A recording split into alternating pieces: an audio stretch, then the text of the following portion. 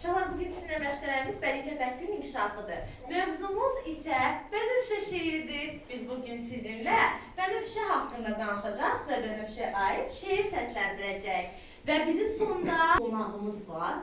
Biz onun mahnısını oxuyaraq onu dəvət edəcək axırda. Şeirimizi səsləndirdikdən sonra. Uşaqlar, gəlin ilk növbədə Bənövşə haqqında danışaq. Dedik ki, Bənövşə çiçəyi nə zaman açır?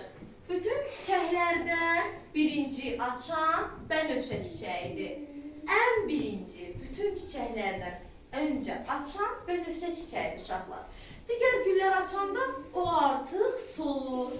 Uşaqlar, gəlin şeirimizi səsləndirək.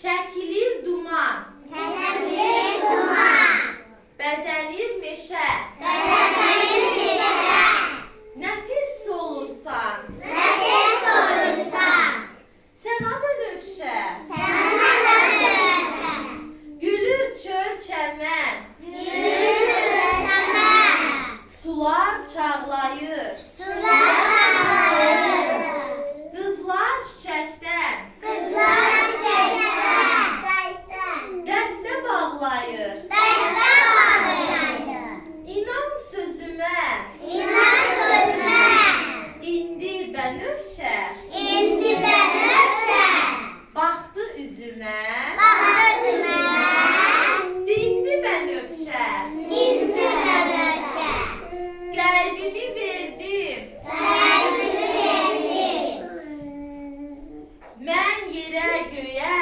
mən yerə göyə, bahar gətirdim, bahar gətirdim, sizə hədiyyə, sizə hədiyyə, nədir xəzri? nədir hədiyyə?